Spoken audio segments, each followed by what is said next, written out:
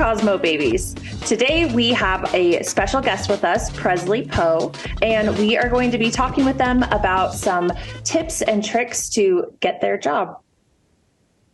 Sweet. Welcome to the podcast. We are very honored that you decided to take time out of your busy day and spend with us. So I'd like to start out saying that we really appreciate that. And I'm sure anybody that's going to be listening to this is going to want to know, about your history and how you got to where you're at. So why don't we just start there and say, what got you into hair? How did you start? What made you want to go to beauty school?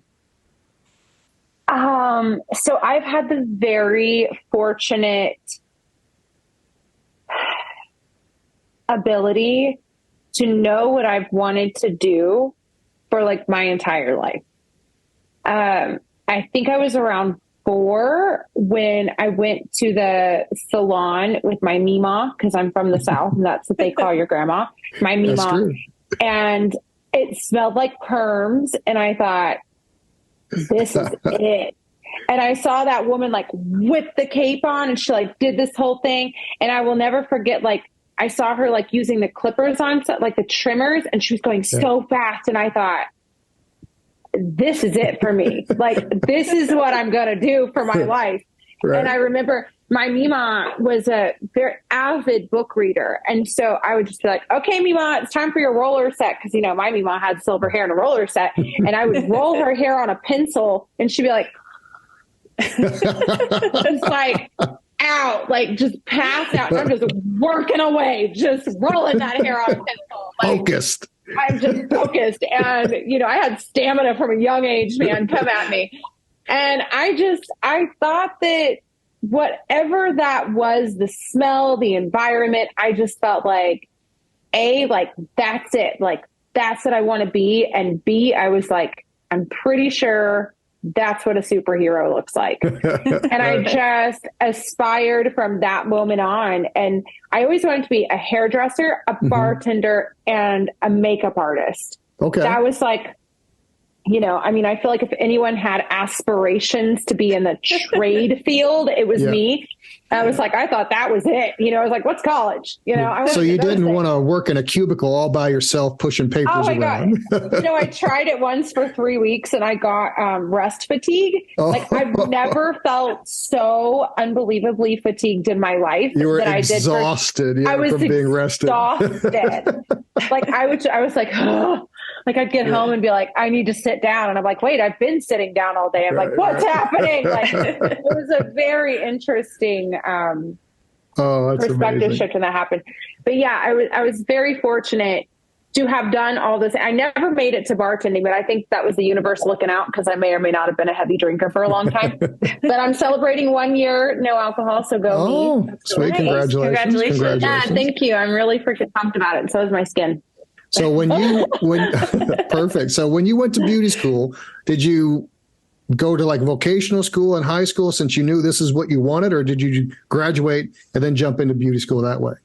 Well, interestingly enough, I tried to do that, but my redneck parents believed that was not.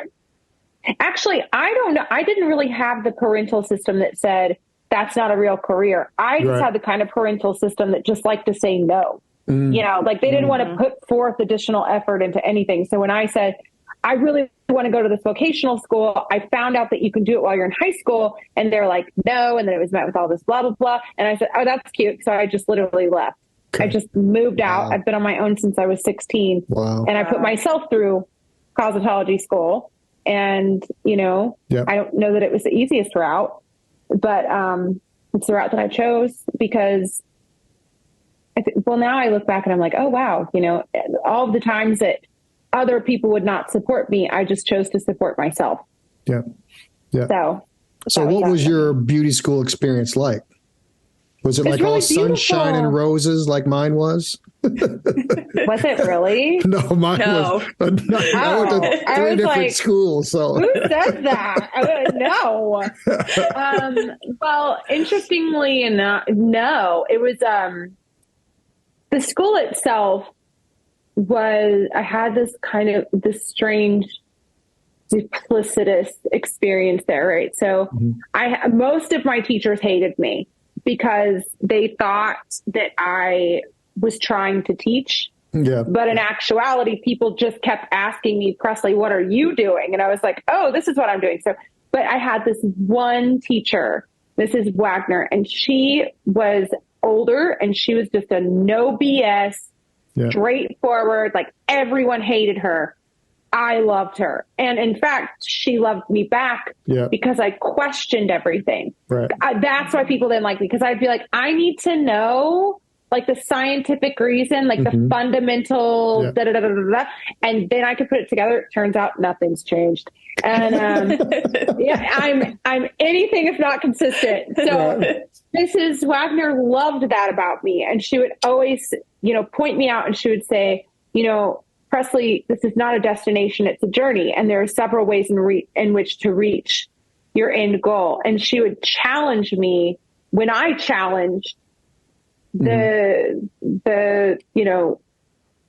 general journey. I would say, but Mrs. Wagner, why can't I go this way? And she said, well, why can't you? And I was like, what? And it's very interesting. So that really stuck with me. So I had a lot of teachers who really didn't like me, because they thought I was a know-it-all, but I wasn't. I just wanted to know it all. And Mrs. Wagner, who was like, she saw that in me and she really invested in me. So, well, a lot of times people are intimidated by someone's passion and someone's drive. And if they're into it and they want to talk about it and they want to give their opinion or ask an opinion and get down to the meat of the subject, sometimes they just can't handle that. No, I think that's very true in general. I think that drive and passion, determination, skill, and oddly, humility, I think those personality traits do intimidate people. They do. It's a very interesting dynamic, and it's very interesting to be a part of, even though I'm not really a part of it. Something we talk about a lot is like how to get your money's worth out of school. And I think asking why and asking all of the questions, that's how you do it. Even when no one wants to answer you. Yeah. Push it. Of like, I'm here because I paid to be here and I belong where I am. Even if you don't necessarily like me being in that space. Like I think it's one of those like taking up space and being unapologetic for it, of like, absolutely. Like I paid to be here and I deserve to have the answers to these questions. And I'm not asking you because I'm questioning your authority. I'm simply asking you out of my own, like, what is the word? Like curiosity. Out of my own curiosity. I actually had someone in a class not that long ago tell me that my question was too technical. And I was like, what? That's code for saying, I don't know. Yeah. Yeah. And I looked at my friend, I go, that's just them saying that they don't know the answer. So then I asked them later, I said, what is the charge? What is the ionic charge of this particular product? And they said, oh, it's positive. I said, thank you. Got my answer. Because then I could put the two together. So I just had to figure out how to so it's just a very interesting thing. And I was like, wow, that happens all the time with people being like, you're intimidated by me just simply wanting to know more than what you might know. That's a very interesting dynamic to me. I don't really understand that.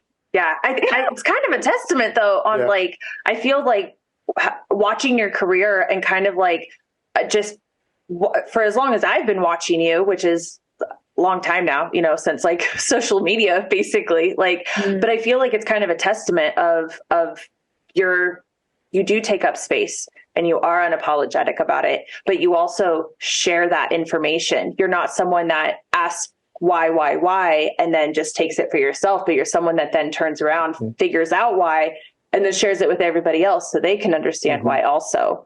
Yeah. The interesting thing is I didn't know what taking up space meant until literally like 3 months ago. Isn't that a weird thing? I was like, what is it? What are people talking about?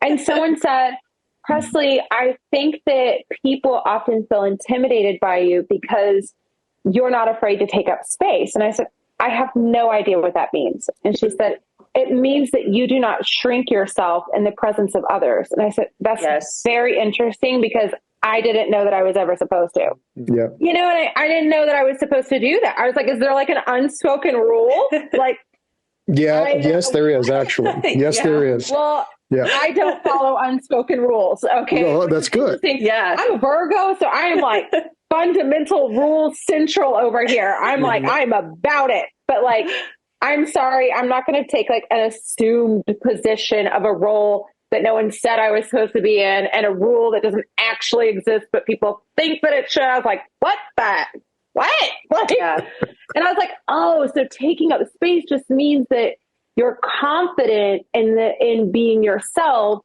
in whatever situation that you're in. Yep. And that, even though it's positive for you, can negatively impact the people around them, which I've always referred to as your strengths will make other people acutely aware of their weaknesses. Yeah. Brilliant. Do you feel like having that kind of perspective on life has really helped like move forward your career in the sense of working with brands, being an educator, doing more than just standing behind the chair and doing hair all day? Absolutely. Yeah. I'm not afraid of my passion. I'm not afraid of my strength. I'm not afraid of acknowledging my differences. I'm also not afraid to ask questions. To know when to listen and when to speak is something that I work on always. I'm always working on that. And I think that is a skill set that is really necessary when you want to get your foot in the door of a culture that is not organically your own.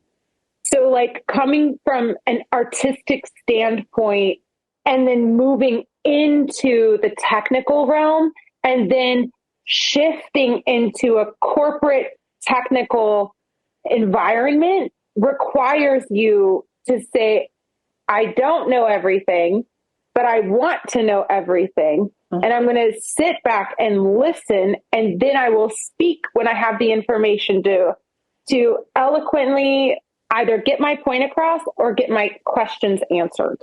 Does that make sense? Perfect sense. Yeah, Perfect absolutely. Sense. Going back to, beauty school. So you graduate beauty school.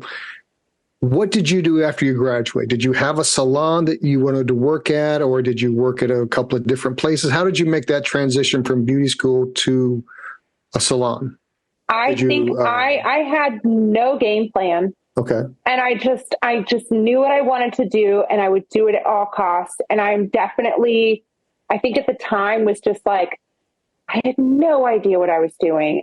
But I just knew what I wanted to do. Turns out nothing's changed. And that's how it starts, right? You start with this, like, I want to do hair. I want to be a platform artist. Wait, where do I start?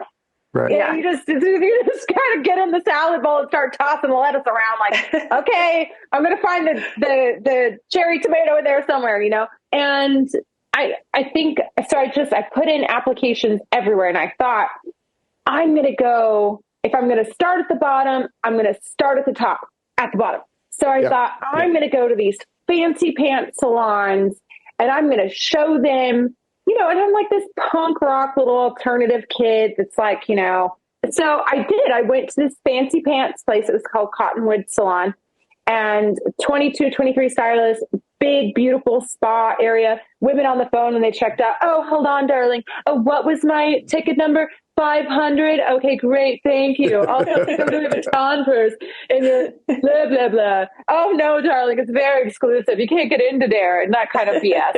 And not that it's BS and it's great. Like do your thing. But for me as a punk rock kid and this whole, like, I want to do the thing, I wanted to make an impact, not like, anyway, I'm not talking crap about people, but it was my experience. And I think that it was just such a cultural thing of like where I'm from. And I was just like, I don't think this is it. I don't really think this is the top.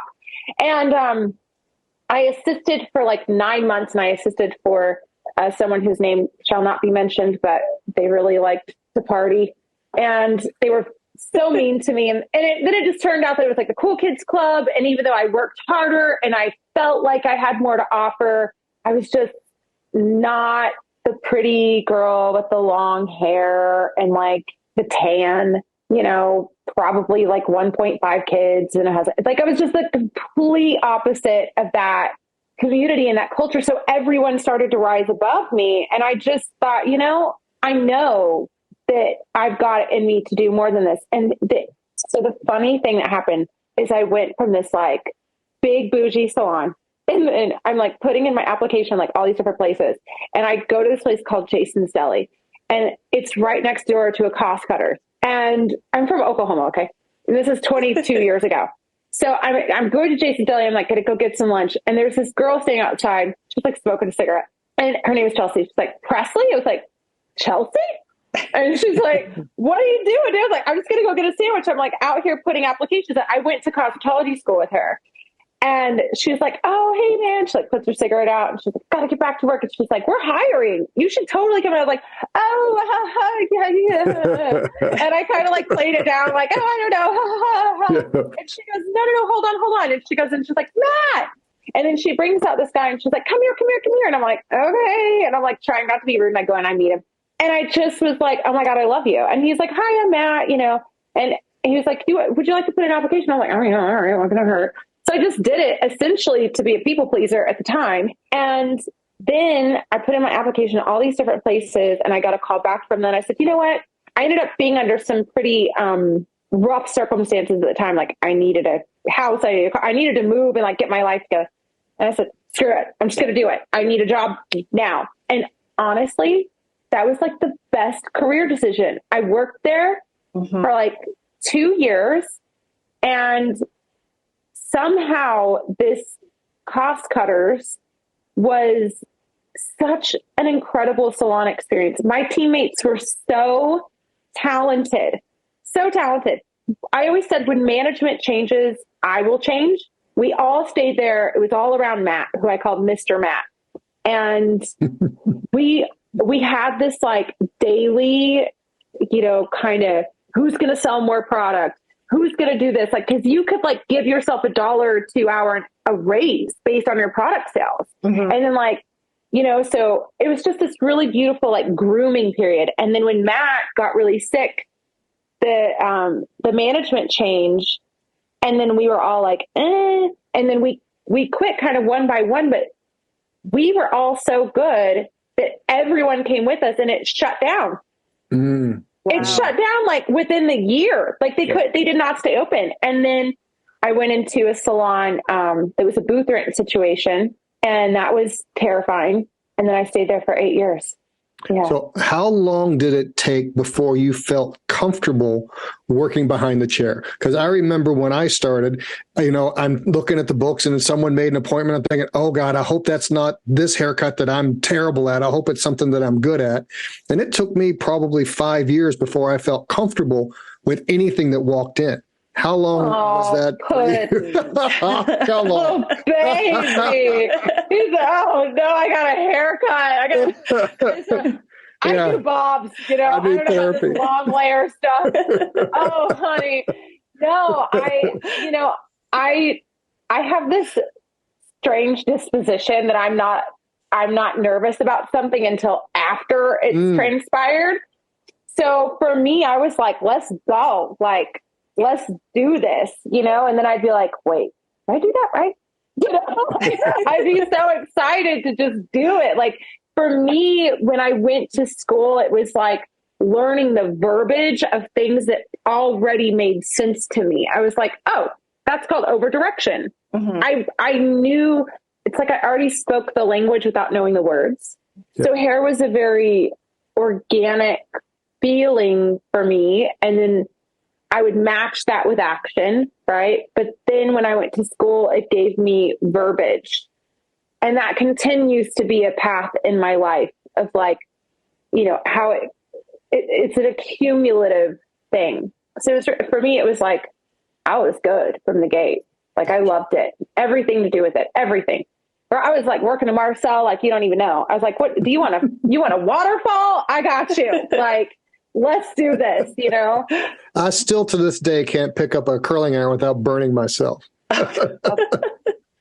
Oh, I'm going to throw every one of them away. I'm going to throw them all away.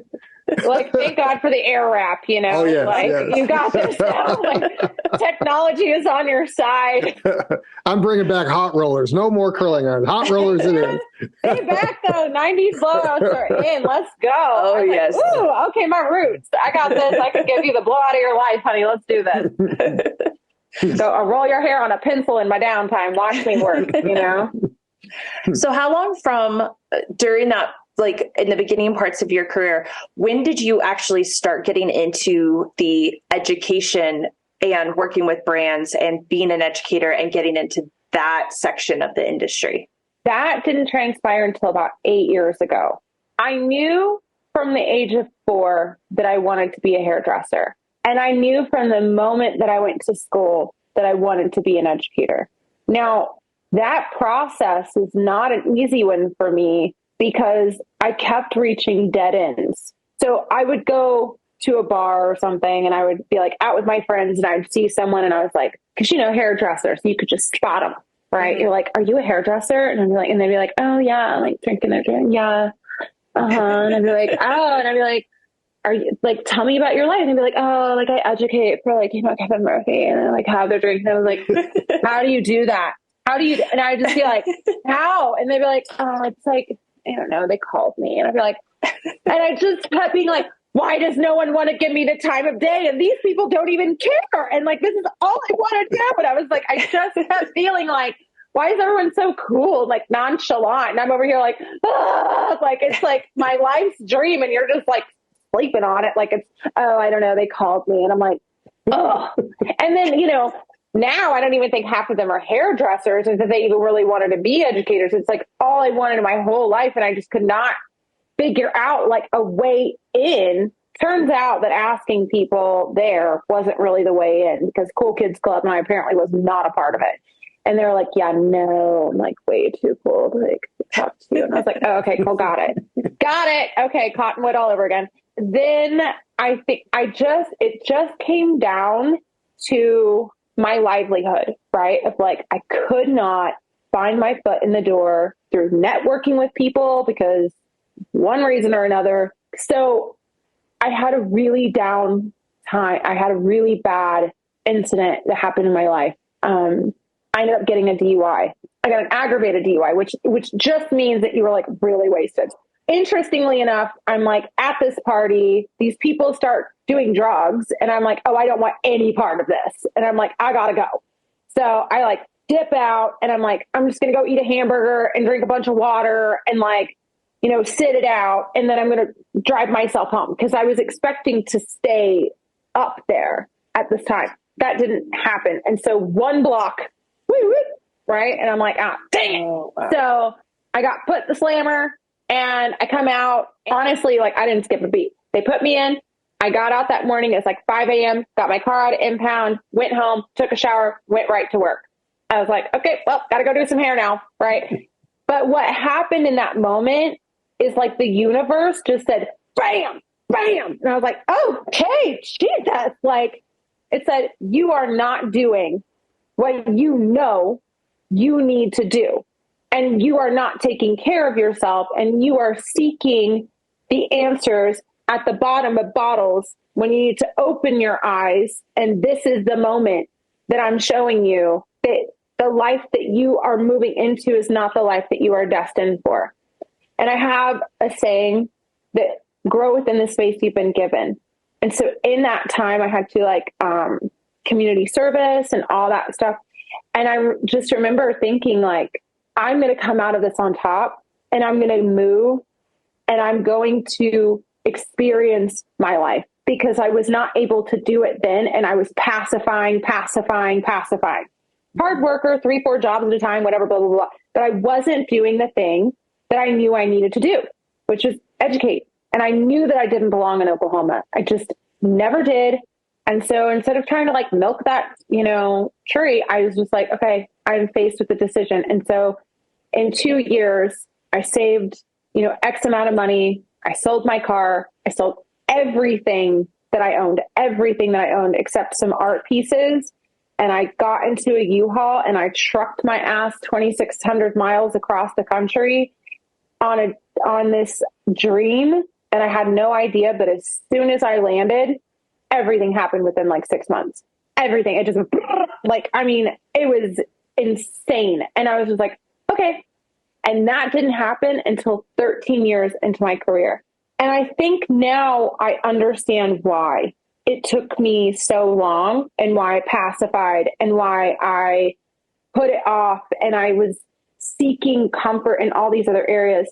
And I tell this to all of my students. It takes courage and vulnerability and strength to stand in a room, a classroom, and say to a group of people that you do not know, just by being present, I do not know everything. Please teach me. And to be an educator means to be a student at all times and to be a seeker of that knowledge and to constantly say, I do not know everything. Please teach me. And to publicly fail and humiliate yourself. And so I think that it was me running away from the vulnerability of growth and expansion and of the responsibility of the work it takes to be in this position. So it's been like, once that ball got rolling, it was like, oh, and then it's just truck straight forward. Like, let's go. It's now my favorite feeling in the world. It's like, I don't know everything. Please teach me. And I'm not a know-it-all, but I want to know it all. You know? Do you feel like with the birth of social media, do you feel like social media, though, did have a stepping stone to your career path as an educator? Or do you feel like you didn't use social media until later on, after you had already gotten into education? I didn't have social media until I started working for a company.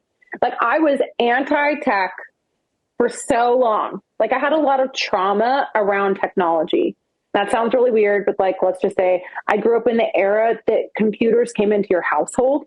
Like, it was like AOL dial-up, you know? And so parents getting divorced, blah, blah, blah, blah, blah. There was a lot of like trauma around their relationship with technology. And therefore I was like, I ain't touching it.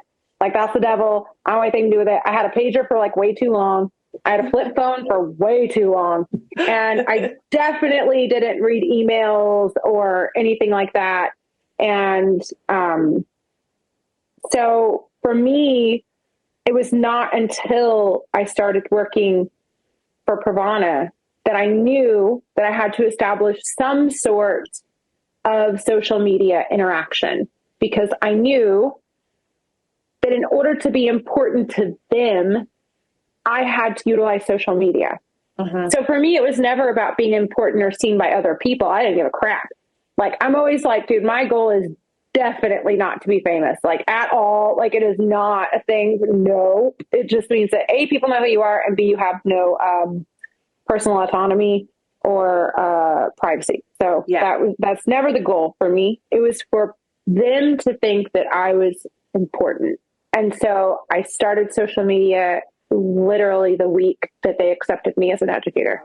And then I think, and even then, though, it took a long time before I ever got traction, like years. And then now it helps my platform as an educator. Yeah. And so when you started with Pravana, was it through their competition that they were able to recognize you, or was there another way that you were able to get in?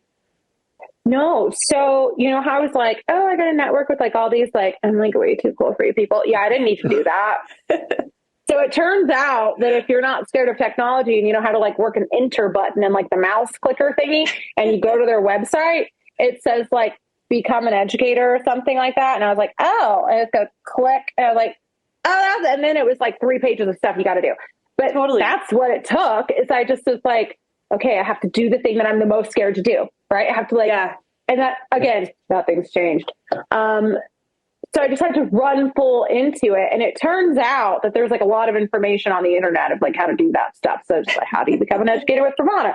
Ding, ding, ding. And like Google, and it's like, click this button. Okay. And so I click the button, like with my little chicken peck finger. And it says, okay, now click that button. I'm like, Okay. And then it says, now go to LA and do this thing. I'm like, okay. And then I did. It was literally so much easier than I thought that it would have been. I just got on their website and did it. I think people and then the second part is showing up.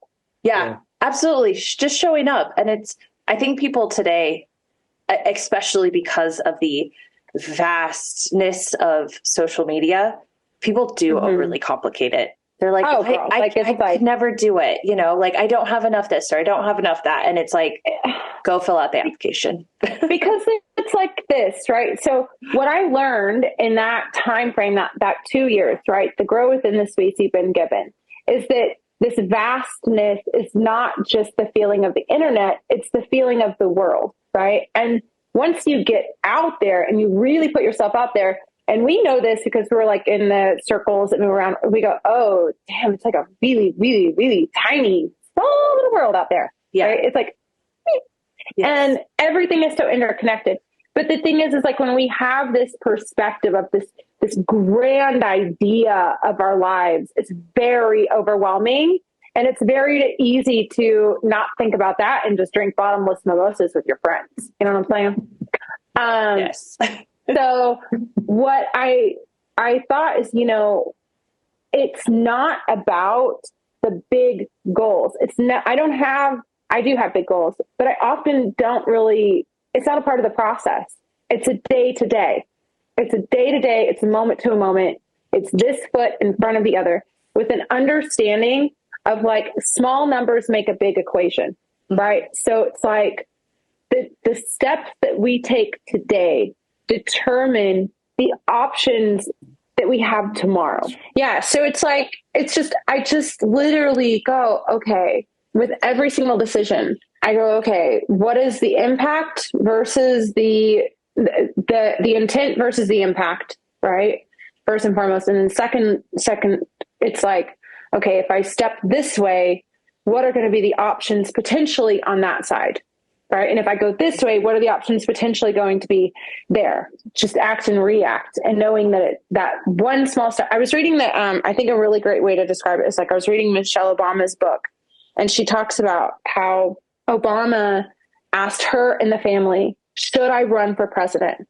If you say no, I will not look back. I won't even attempt it. My family comes first. And she said, I knew that he meant it. I knew that he meant that it was on me, my husband's future and the future of my family. And she said, we didn't know what would happen. She said, so we took a chance. And she said, and I said, yes. And she said, to this day, it's very interesting to me to think that with one decision, I could have not changed history. Like those are the things of like, when I think about making a decision, I go, okay, like, how is this going to impact? What's the ripple effect going to be? How will this impact my future, the future of others, that sort of thing? Even if it's something as simple as like just showing up. It really is such a powerful way to look at life, and even the small steps that we take in our careers is, you know, if you have a fork in the road in front of you, like, it really is such a great way to be like, well, what if I don't take the steps to do this thing over here? Or what if I do? And just even something so small, you know, like. But the question could beg to be like, okay, well, how do you make that decision? Right. Mm-hmm. So I feel like someone would say, listening to this, they say, okay, but how do you make that decision? My thought process is I'm always going to choose the thing that I will be more proud of myself for doing than not doing, which is generally like, easy road, hard road. I'm making a hard road. I'm going to the right, even though I'm like, but I really want to go to the left, you know? like I'm like, all right, here we go. Buckle up, you know. What kind of advice would you give someone that's maybe in beauty school that's trying to get out and trying to make a living and trying to make a career out of doing hair? That it's not a microwave. That you don't just get to push the 2-minute button and it goes ding, ding, ding and pops out as a full bag. Patience is to see something all the way through, from start to finish. Life is often not handed to us. It's not fair. sometimes, but fairness to me is such a farce. I think carve your way into your own future and do not wait on rides from other people to your own destination. I love that. That's such a great way to put that. Mm-hmm. Okay, so kind of the same thing though. What advice would you have given yourself back in the day? Now, that is the exact damn advice. Same thing, what, though? Yes, but no. I would have said, Presley, the world is a lot smaller than you think it is, and your big dreams are attainable. You are not wrong for being yourself, and don't let anybody tell you that you are. I feel like you're speaking right to my soul. Like, yeah. Thanks for all this wonderful advice. I'm going to take all of it today. It is literally just now, I'm almost 40, and I have come to this understanding of like, oh, here we go again. Like, my childhood is actually redeveloped as an adult. These experiences of like being bullied, being told. And here's the thing. When I was young, I was made fun of for having a big old booty. And guess what? People pay for this now. Okay. I was told that I was too loud, and my voice speaks to thousands on stages and is loud and proud on social media. It is the thing that has made me, right? I was told that I was like, thought that I was born with a silver spoon in my mouth. But in fact, I just had a different like style than people. And I wasn't willing to wear Wranglers and cowboy boots. And I don't think there's anything wrong with it, because later in my life, I probably own like 5 pairs now. But it was because I was different than my environment. They said that I was wrong. And it turns out that being different from my environment makes me exactly who I am. Mm-hmm. And I stand out, and people don't like that because they want to push you down when you're different. Absolutely. And the interesting thing about the difference between being a child and an adult is when you are a child, you don't have options, which is privilege. Privilege is options, right? To do something different. You are a victim of your circumstance. And as an adult, you are your own victimizer, and you have the privilege of your circumstance, and you're the only one who can control it. So it's interesting, like as a kid, I had no voice, and now being bullied as an adult, I'm like, oh yeah, no, I have the option here to know that A, I am not a victim of my circumstance, and B, like you are mad at me because I'm different, and I know that I'm different, and it makes me special because my life has proven that to me. And I would have told myself, and I would tell everyone out there who feels a little different, because everyone is different. That's the beauty of being human, right? Is own that shit. Yeah. Own it. Own your color, own your energy, own your style, own all of that essence that is you, and walk into a room and know that you belong there. No matter when other people say you don't. Mm-hmm. That's what I would have told me. Perfect podcast to start the year off with, I think. Yeah, I'm just like, damn, this is like really powerful right now. I feel like this is the best therapy session ever. These are the things that like people don't get to see in a social media video. I think no matter, like, I think anyone who's listening to this podcast, whether they're a student, a new professional, or an industry vet, anybody in any part of the industry, whether they just work behind the chair, are trying to do more, or already do more, I think everything that has been said can be taken and used to heart, like whether you're just applying that to your work behind the chair. I think that all the advice is like, you can put that into your work behind the chair. If you're trying to be an educator or work for a brand or a platform artist or anything else, or an influencer, you could take that and put that towards that. If like, it really, like, it just kind of really encompasses the fact that it's like, there is space in this industry for everybody. Yeah. And there's space. There's just space. There's so much space, right? It's like, I really believe that there's enough space for everyone. And like, for me, for like my website, like everyone who takes my class, I'm putting them on like a map so that other people can find those people. Yeah. Like I have no want to be the person that everyone needs everything from. Do you know how exhausting that is? No, I'm trying to spread it out. Like, y'all, okay, let's all get on the same team, same wavelength, same page. And then you take that information and you make it your own. And then you do your thing within your community. Like, I feel that hairdressing is my advocacy. I feel like it is the way that I make an impact. And for those of you who are listening who want to be in my position, know that it is not the stage where you have the biggest voice. I need people to know that. Mm-hmm. The stage is not where you have the biggest voice. Oftentimes when you are working for companies, that is where you have the smallest voice. The biggest impact that we make is in our community.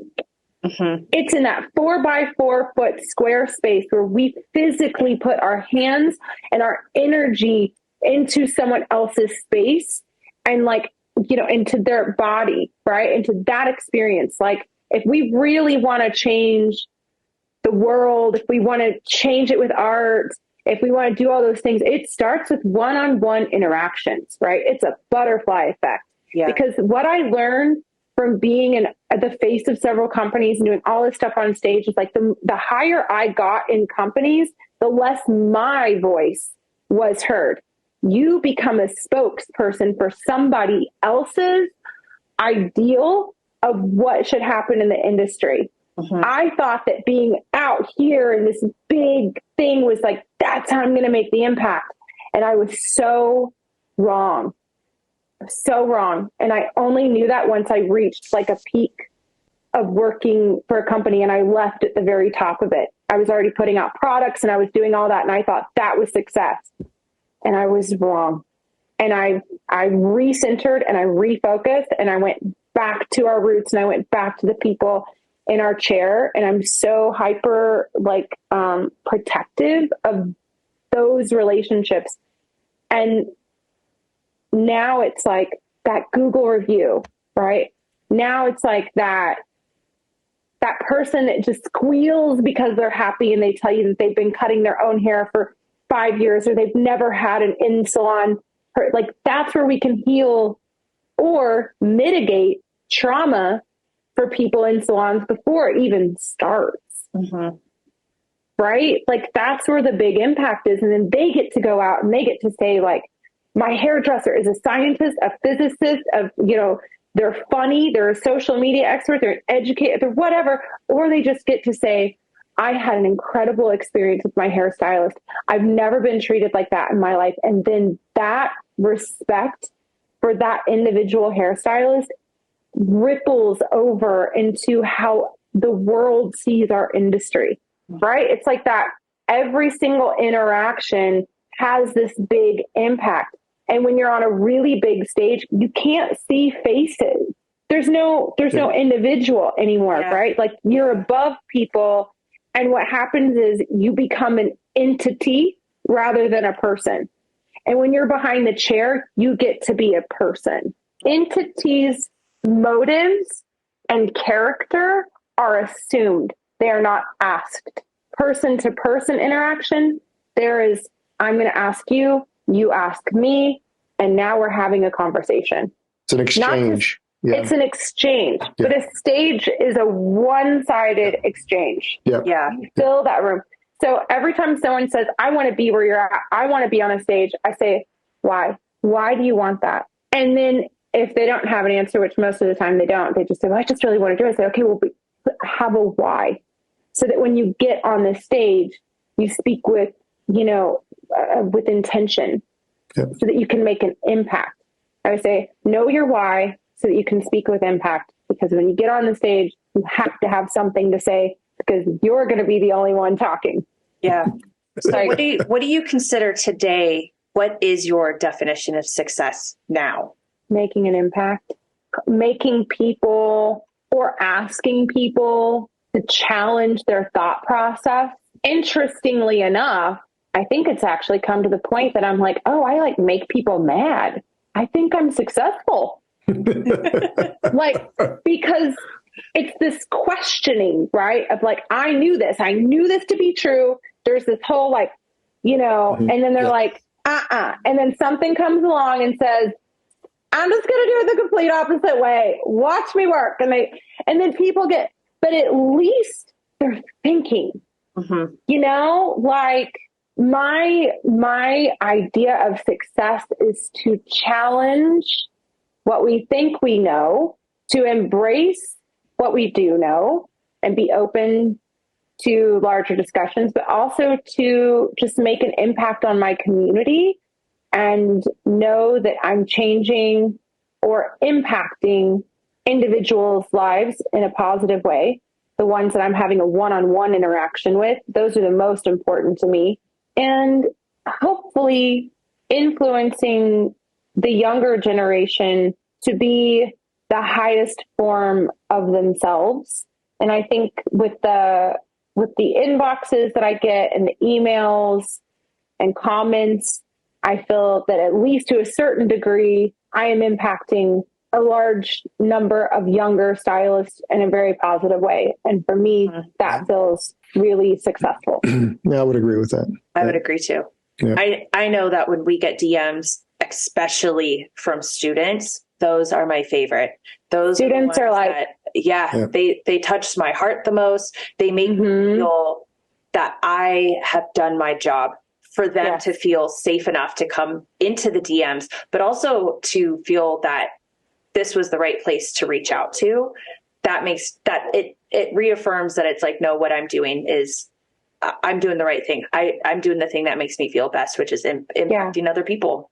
Yeah. It wasn't like, I don't view success as money or full books. Yes, those things have something to do with it. But what I think the ripple effect is that because I have those things, I'm able to have an impact, right? I think there's nothing like I can ever express like starting completely over, right? Like I come from absolutely nothing. Like I've literally lived in trash bags. I've lived in abandoned buildings. I've been homeless multiple times in my life. And when I left Oklahoma, I had what I thought success was. I had a full book, right? I was booked out, had a smoking hot girlfriend. I had this super cute duplex in the arts district. It's like everyone knew who I was. It was like this whole thing, right? Like I had all the things and I wasn't living paycheck to paycheck anymore. And I thought, oh God, this is what I worked for. Yeah.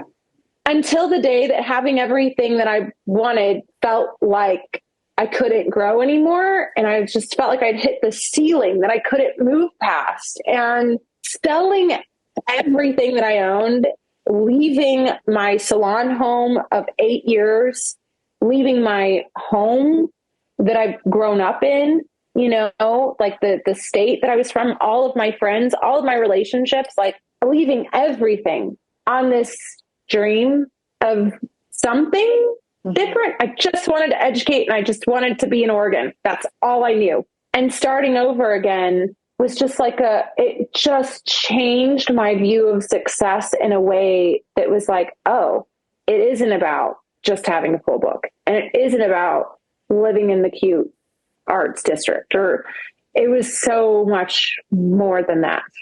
It was about impact. I love that you guys have just been like, like inside of me, I'm like, oh my God, like my brain is like thinking about so much stuff right now. I'm like, holy shit. I'm like, preach, sister, this. Preach. Yes. Tell me more. Tell me more. Like, I got to get my shit together. I know. You inspired me.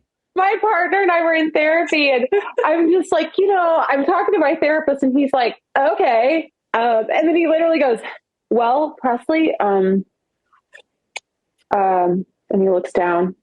He goes, thanks for the therapy. You're rare. And I was like, I get that. Yeah. This is what I'm saying, man. I was like, all I'm asking for here, but honestly, like, it's true. And I get it, but it's, I don't know. I feel like I've lived a lot of lives. And I think that it's interesting to have conversations with people that I look up to. I see what you guys do on a regular basis. I'm very thankful to be on your podcast and a part of this conversation.